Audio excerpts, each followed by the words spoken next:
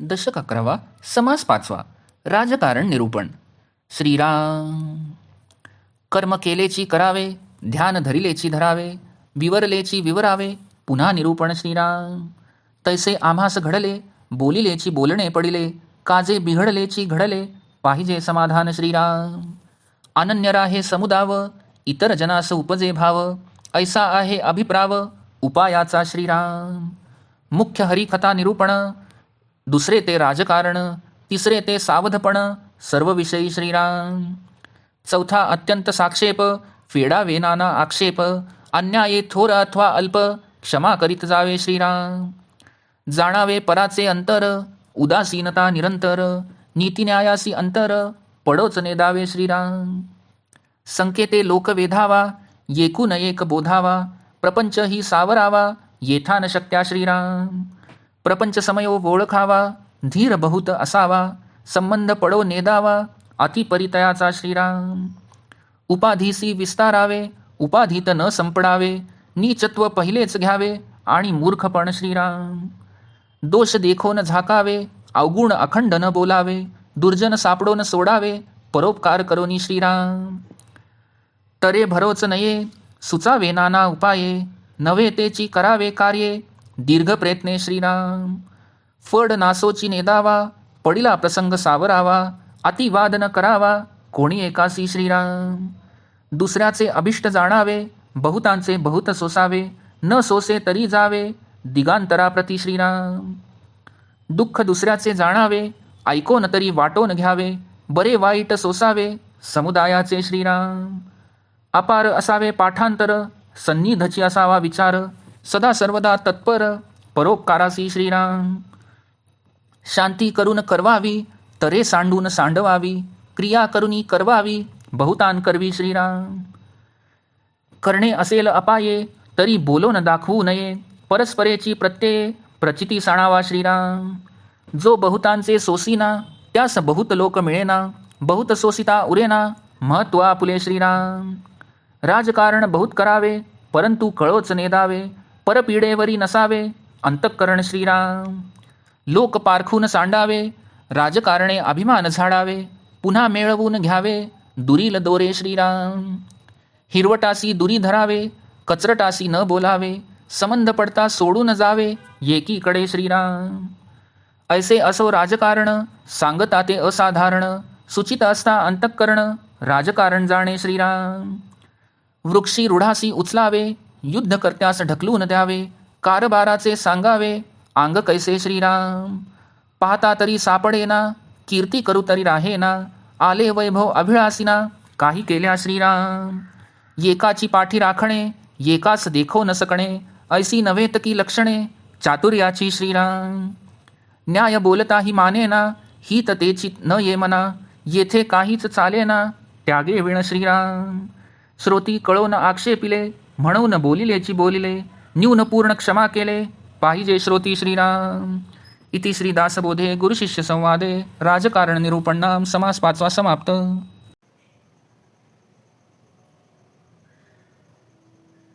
दशक 11वा समास 5वा राजकारण निरूपण. श्रीराम. पूर्वी केलेलेच उत्तम कर्म पुन्हा पुन्हा करावे, ध्यान अभ्यासही नित्य करीतच जावा, तसेच अध्यात्म निरूपणाचे विवरण सतत तेच तेच करीत असावे. समर्थ म्हणतात की आम्हालाही तसेच करावे लागत आहे. जे पूर्वी बोललो तेच परत परत बोलणे भाग पडत आहे, कारण श्रोत्यांचे बिघडलेले समाधान त्यांना परत प्राप्त करून दिले पाहिजे. आपल्या भोवती जो लोकसमुदाय गोळा झाला आहे त्याची अनन्य निष्ठा टिकवणे फार महत्त्वाचे आहे. त्यांची अशी अनन्य निष्ठा पाहून इतर लोकांच्या मनातही भाव उत्पन्न होतो. हा उपाय करण्यात मुख्य हेतू लोकशिक्षण हा आहे. लोकसंग्रह करणाऱ्याच्या अंगी कोणती लक्षणे हवीत ते येथे सांगत आहे. त्याला उत्तम प्रकारे हरिकथा आणि अध्यात्म निरूपण करता आले पाहिजे. दुसरी गोष्ट म्हणजे त्याच्या अंगी मुसद्दीपणा हवा, आणि तिसरी गोष्ट म्हणजे सर्वच बाबतीत सावधपणा हवा. चौथी गोष्ट म्हणजे चिकाटीचा व्यासंग असला पाहिजे, आणि इतरांचे आक्षेप यांचे निरसन त्याला करता आले पाहिजे. तसेच इतरांचे लहान थोर अन्याय क्षमा करण्याची वृत्ती त्याच्या ठिकाणी असणे आवश्यक आहे. तो लोकांच्या अंतःकरणातील भाव जाणणारा असला पाहिजे. निरंतर तो अलिप्त असला पाहिजे. कुठल्याही परिस्थितीत त्याने नीतिन्याय सोडून वागता कामा नये.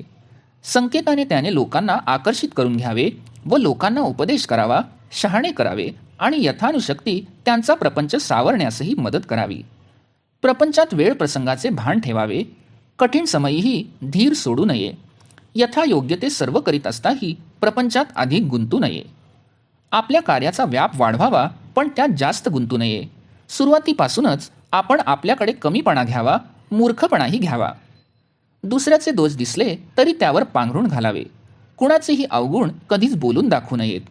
दुर्जनांशी गाठ पडली तर त्यांना समज देऊन त्यांच्यावर उपकार करून त्यांना सोडून द्यावे. तरेवाईकपणे वागू नये. अडचणीत सापडले असता नाना उपाय योजून सुटका करून घ्यावी. दीर्घ प्रयत्नाने असंभाव्य कार्येही करून दाखवावी. समुदायात फूट पडू देऊ नये. कठीण प्रसंगी धैर्याने सर्वांस सावरून धरावे. कुणाशीही अतिवाद करू नये. दुसऱ्यांचे मनोगत इच्छित जाणून घ्यावे. अनेकांचे अनेक प्रकारचे वागणे सोसावे. जर ते सोसत नसेल तर तेथून लांब कुठेतरी निघून जावे. दुसऱ्याचे दुःख जाणावे आणि ते सहानुभूतीने ऐकून वाटून घ्यावे. आपल्या समुदायाचे बरे वाईट सहन करावे. खूप पाठांतर असावे. नेहमी विचारपूर्वक वागावे. तसेच परोपकार करण्यासाठी सदैव तत्पर असावे. स्वतः अत्यंत शांत राहावे व इतरांनाही शांत करावे. आपण तरेवाईकपणाने वागू नये व इतरांनाही वागू देऊ नये. आपण स्वतः कार्य करीत असावे व अनेक लोकांकडूनही करवून घ्यावे. कुणाला अपाय करायचाच असला तर तो बोलून दाखवू नये. परस्पर दुसऱ्याकडून कार्य करून घेऊन त्याला प्रत्यय आणून द्यावा. जो अनेक लोकांचे बोलणे वागणे सहन करीत नाही त्याला लोकसंग्रह करता येत नाही. पण म्हणून जास्त सोशिकपणाही दाखवू नये, नाहीतर आपले महत्त्वच राहत नाही. मुत्सद्देगिरीने वागावे, पण आपण काय करतो याचा कुणालाही थांग पत्ता लागू देऊ नये. दुसऱ्याला त्रास देण्याचा विचार मात्र मनात कधीही येऊ देऊ नये. लोकांची नीट पारख करावी. जे अभिमानी असतील त्यांचा अभिमान मुत्सद्देगिरीने दूर करावा व परत त्यांना युक्तिप्रयुक्तीने आपलेसे करून घ्यावे. हिरवटाला लांब ठेवावे. भीतिग्रस्त माणसाला आपले बेत सांगू नयेत. अशी माणसांशी संबंध आल्यास तेथून दुसरीकडे निघून जावे. असो, राजकारण हे अशा प्रकारचे असते. त्याचे वर्णन करून सांगणे अवघड आहे. ज्याचे अंतःकरण एकाग्र होऊ शकते तोच राजकारण जाणू शकतो. भीतिग्रस्त असेल त्याला धीर द्यावा व युद्धकर्त्याला ढकलून द्यावे. कारभाराचे निश्चित असे स्वरूप सांगता येत नाही, कारण केव्हा केव्हा योग्य पण भीतिग्रस्त अशा माणसांना सहानुभूतीने धीर देऊन कार्यास उद्युक्त करावे लागते, तर केव्हा शूरास जास्तच चेव येण्यासाठी टोचून बोलून दूर सारावे लागते.